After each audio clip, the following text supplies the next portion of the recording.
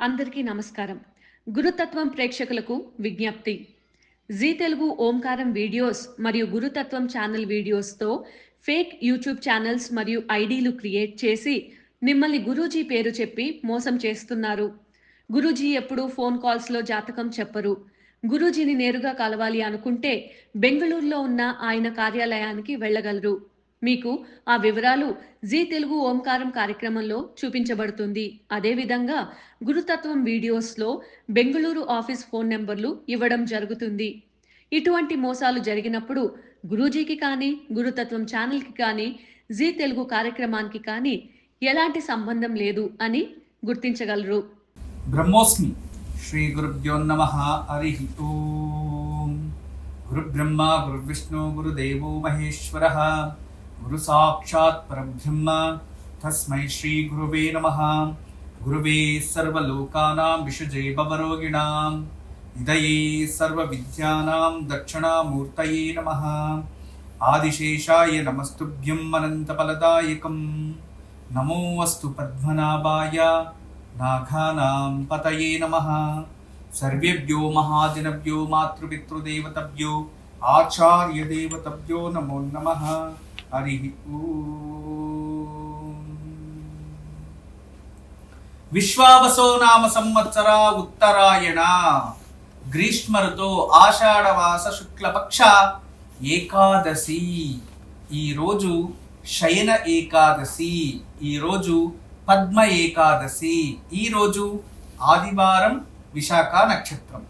అత్యంత శ్రేష్టమైన రోజు ఈరోజు మంత్రబలంలో మనమందరూ కూడా ఓం నమో నారాయణాయ అనే నామాన్ని జపించి హరినామంతో ఈరోజు ఈ ఏకాదశిని పరిపూర్ణంగా ఆచరించే పుణ్యఫలాన్ని పొందుదాం. ఈరోజు హరినామముతో మనమందరూ కూడా నామంతోనే స్నానం చేద్దాం. అంటే ఆ నామాన్ని ఈరోజు ఎంత జపిస్తారో మీకు అంత శుభం జరుగుతుంది. ఈ ఒక ఏకాదశికి అంత శక్తి. మనకి సంవత్సరంలో 24 ఏకాదశిలో 2 ఏకాదశులు ఆచరిస్తే మొత్తం సంవత్సరం అంతా ఆచరించిన పుణ్యఫలం వస్తుంది. ఆ 2 ఏకాదశులు ఆ 2 ఏకాదశులు ఇప్పుడు ఆషాఢ మాసంలో శుక్లపక్షంలో వచ్చే పద్మ ఏకాదశి అంటే శయన ఏకాదశి, మరియు పుష్యమాసము ప్రారంభం కాలంలో మార్గశిర పుష్య మధ్యలో వచ్చే ఈ ఒక వైకుంఠ ఏకాదశి అంటాం కదా, ఆ ఏకాదశి. ఈ 2 కూడా చాలా శ్రేష్టమైన ఏకాదశులుగా మనం స్వీకరిస్తాం. వీటిని ఎవరైతే ఆచరిస్తారో వాడొక సంవత్సరం అంతా పరిపూర్ణమైన ఏకాదశిలో ఆచరించిన పుణ్యఫలం ప్రాప్తిస్తుంది. ఏకాదశి రోజు మనము నిర్జల అంటే జలమే లేకుండా ఉండాలి అనేవారు కొందరైతే, ఇక ఈరోజు అల్పాహారం సేవించేవారు కొందరు, ఇంకా కొందరైతే కటిక ఉపవాసంతో చేసేవారు కొందరు ఉన్నారు. వీటన్నిటికీ కూడా కారణాలు ఉన్నాయి, వైజ్ఞానిక కారణాలు కూడా ఉన్నాయి. అయితే చిన్నవారు, గర్భిణీ స్త్రీలు, రోగపీడితులు, ఇటువంటి వయసైన వారు వీటిని ఆచరించరు. అంటే ఎటువంటి వారు అంటే వయసైన వారు కూడా వీటిని ఆచరిస్తారు, అనారోగ్యంతో ఉన్నవారు ఆచరించకూడదు. మరి చిన్న పిల్లలు, చదువుకునే పిల్లలు ఆచరించరాదు. గర్భిణీ స్త్రీలు ఏ కారణానికి ఆచరించకూడదు, మిగతా వారు ఆచరించవచ్చు. అంటే వ్రతాన్ని ఆచరించవచ్చు, అంటే ఆహారము నీరు లేకుండా ఉండరాదు అని అర్థం.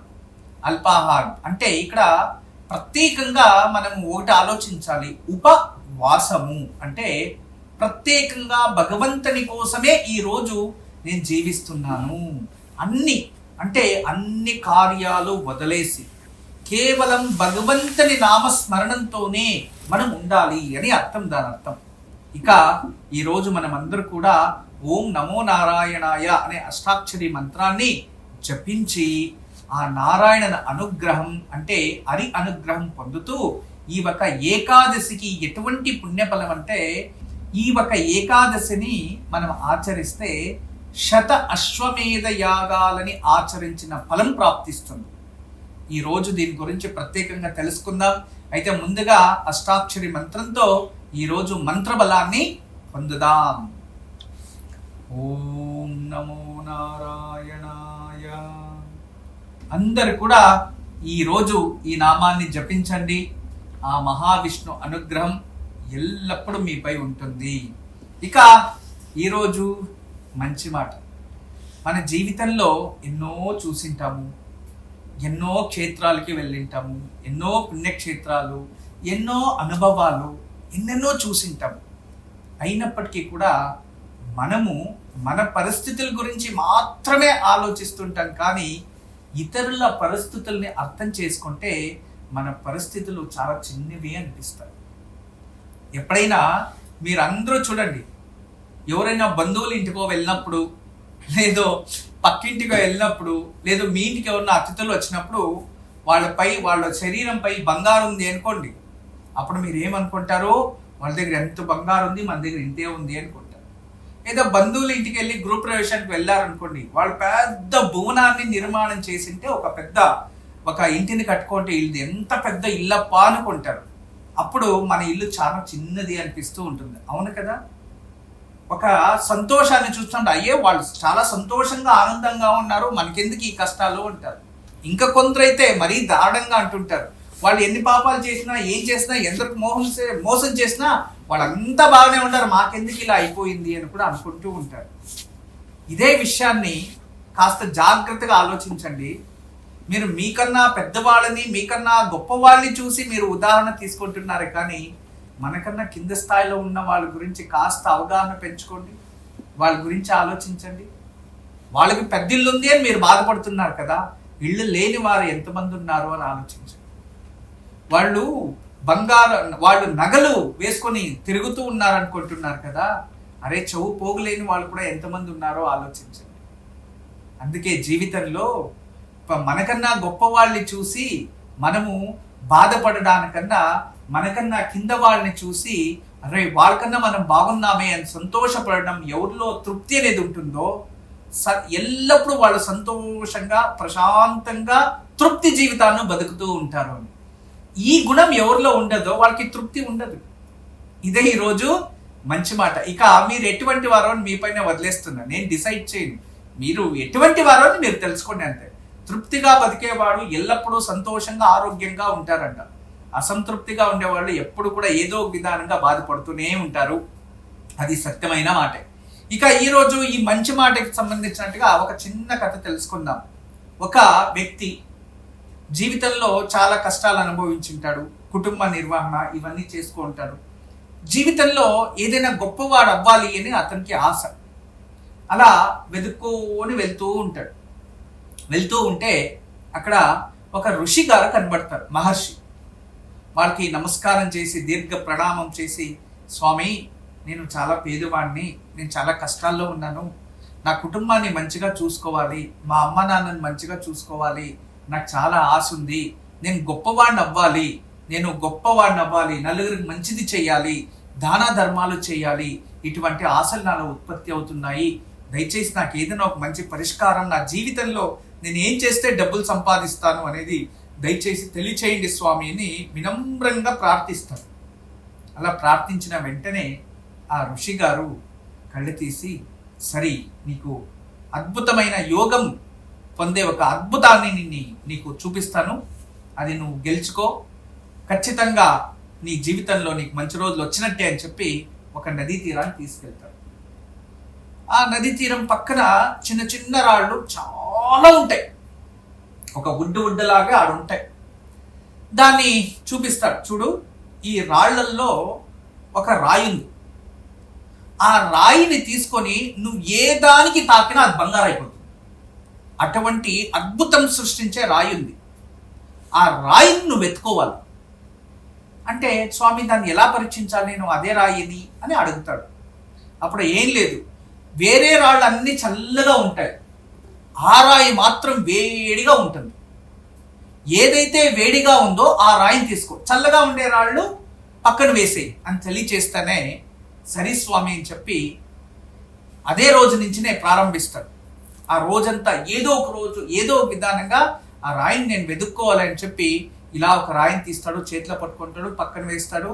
అంటే పక్కన అంటే నదిలోకి వేస్తాడు, ఎందుకంటే పక్కన వేస్తే మళ్ళీ కలిసిపోతే తర్వాత ఇంకొక రాయిని తీస్తాడు, అలా వేస్తాడు. ఆ రోజు 8 గంటలు కష్టపడతాడు. తర్వాత మరుసటి రోజు వస్తాడు, ఆ రోజు 6 గంటలే కష్టపడతాడు. మళ్ళీ ఇంకొక రోజు వస్తాడు, 2 అవర్లు కష్టపడతాడు. మళ్ళీ ఇంకొక రోజు వస్తాడు, మళ్ళీ అలాగే ఒకటే పరీక్ష వేస్తూ వేస్తూ వేస్తూ వేగం పెరుగుతుంది ఇతనిలో. ఫస్ట్ రోజు 8 గంటలు పనిచేసినా ఒక అన్ని రాళ్ళు, రెండో రోజు 6 గంటలు పనిచేస్తే అన్ని రాళ్ళు తీశాడు, మూడో రోజు 2 అవర్లకి అన్ని రాళ్ళు తీశాడు. అంటే దాని అర్థం ఏంటంటే వేగం పెరిగింది అతను చేసే వృత్తిలో. అంటే ఏది కరెక్ట్గా ఉంది, ఏది కరెక్ట్గా లేదు అని తెలుసుకునేసాడు. మన చేయి బాగా అర్థమైపోయింది, ఓ ఇది చల్లగానే ఉంది, ఇది చల్లగా ఉంది, ఇది చల్లగా ఉంది. అలాగే రోజు చేస్తున్నాడు. ఒక నెలంతా అయింది, ఇంకా దొరకలేదు, ఇంకా రాళ్ళు మిగిలే ఉన్నాయి. తర్వాత నెక్స్ట్ 15 రోజులు చేశాడు, ఇంకా రాళ్ళు ఉన్నాయి. తర్వాత ఆ నెల కూడా అయిపోయింది, ఇంకా రాళ్ళు ఉన్నాయి.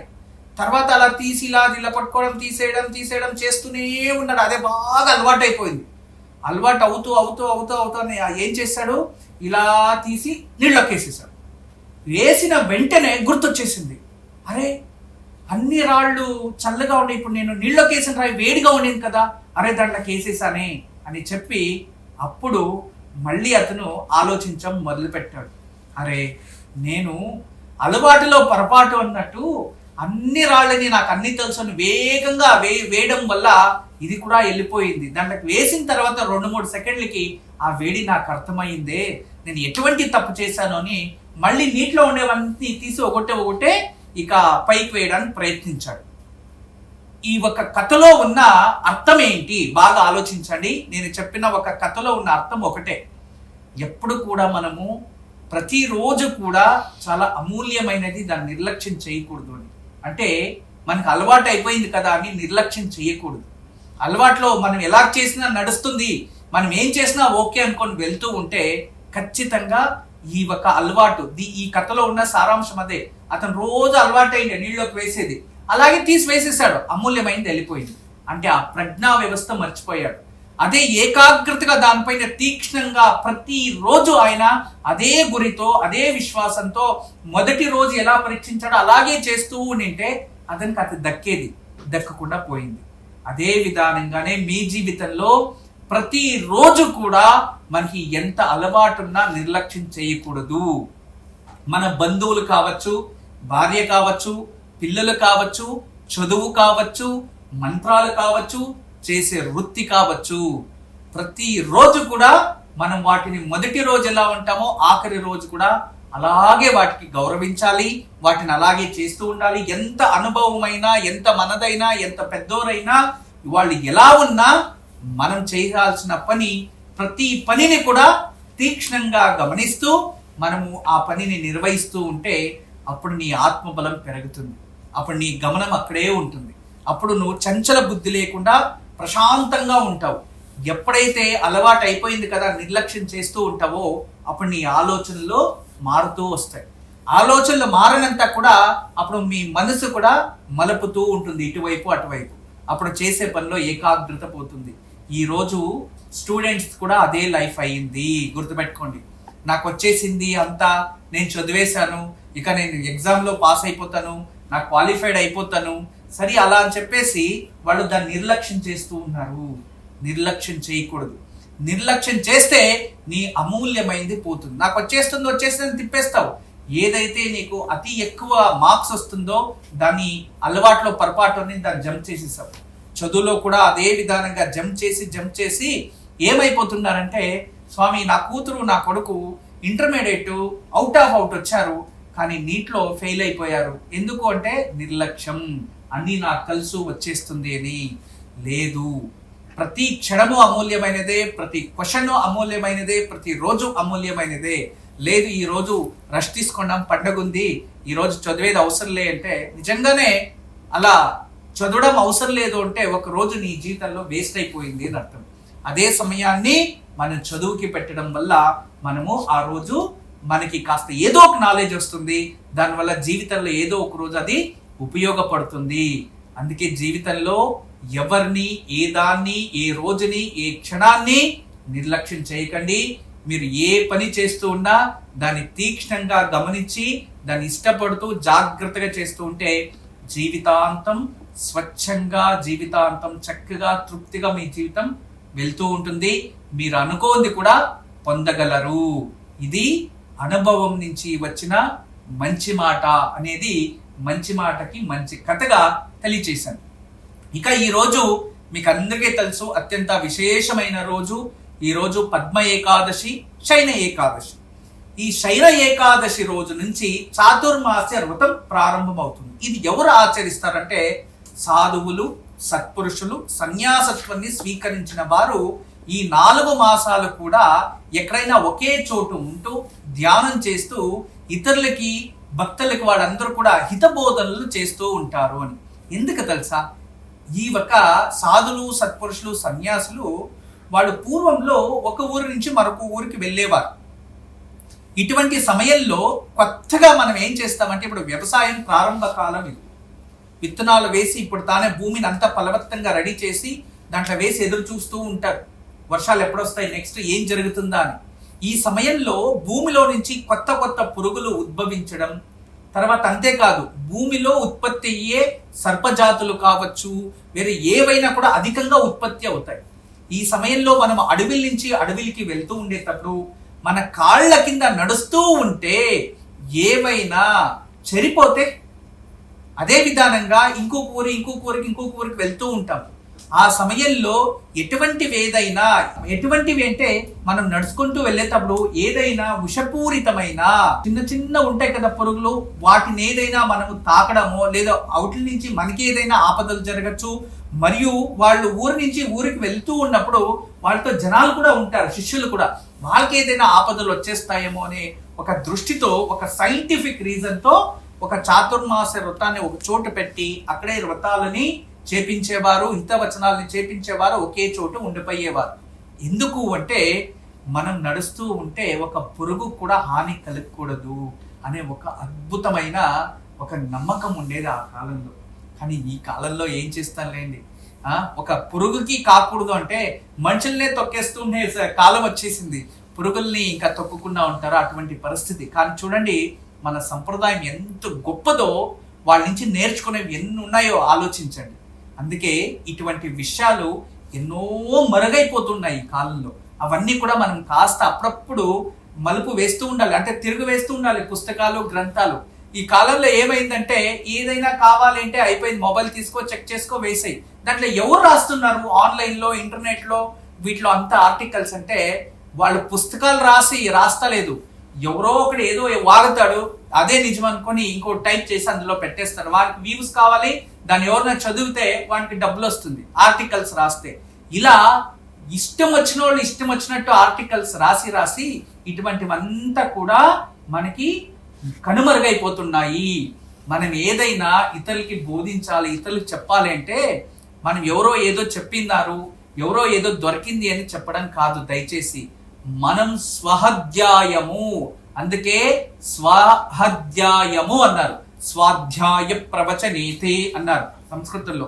స్వంతంగా తను అధ్యాయం చేసి దాన్ని ఇతరులకి బోధిస్తే అది పరిపూర్ణంగా జనాల వరకు వెళ్తుంది అని అర్థం. లేదో ఎవరైనా గురువులు పరంపర నుంచి ఏదైతే వచ్చింటుందో దాన్ని తెలుసుకొని బోధిస్తే గురు పరంపరం వల్ల అది ముందుకు వెళ్తూ ఉంటుంది. కానీ డిఫరెంట్ ఆర్టికల్స్ రాసేస్తే దాన్ని చదివేసి చెప్తూ ఉంటే మనం ఏం చేస్తాం చెప్పండి? నిన్న ఒక అద్భుతమైన ఒక లాస్ట్ వీక్ లో మీకు ఒక మాట చెప్పాను, అద్భుతమైనగా. ఏదో ఒక శ్లోకంలో త్రిదండి అంటే ఏంటంటే 3 నాడిలని కూడా జయించిన వారు అంటే దాని ఏంటి, ఇడా పింగళ మళ్ళీ సుషుమ్న నాడిని జాగ్రత్త వ్యవస్థ చేసుకున్న అద్భుతమైన వ్యక్తులు అని అర్థం. దానికి ఇంకొకరు ఎవరో చాలా రాశారు. దానికి గురించి ఎవరి చేతిలో ఒక దండం, ఎవరి చేతిలో ఒక కర్రతో పట్టుకోనది ఏకదండి, ద్విదండి, త్రిదండి ఇట్లా వెళ్తూ ఉంటుంది అని దాని గురించి రాసేసారు ఏదేదో. అంటే ఎవరేం చెప్తే అది రాసేయడం అంతే, వాళ్ళకి అంతే తెలుసు. కానీ దాని వెనుక ఏమున్నాయి, దాన్ని పట్టుకునే అర్హత ఏముంది వాళ్ళల్లో, దాన్ని అది సూచిస్తుంది. అది శ్లోకంలోనే ఉంది. అలా ప్రతి విషయం వెనుక అంతరార్థం ఎంతో ఉంటుంది మనం తెలుసుకోవాల్సినది. అంతెందుకు ఈ ఒక చాతుర్య మాసం ప్రారంభమైన తర్వాత ఈ రోజు నుంచి మహావిష్ణు శయన గృహానికి వెళ్తాడు. అంటే యోగ నిద్ర, భగవంతుడు నిద్రపోడు, యోగ నిద్ర. మనకి 365 రోజులు ఒక సంవత్సరం అయితే భగవంతుడికి ఈ ఒక్క సంవత్సరం ఒక్క రోజు లెక్క. దాంట్లో ఉత్తరాయణం మొత్తం పొగులు కింద వస్తుంది, దక్షిణాయనం అంతా రాత్రి కింద వస్తుంది దేవతలకి. అందువలన శయనోత్సవము అంటాం. అంటే ఈ రోజు హరి మహావిష్ణువు ఏం చేస్తారు, యోగ నిద్రకి జారుకుంటారు, యోగ నిద్రలోకి అడుగు పెడతారు.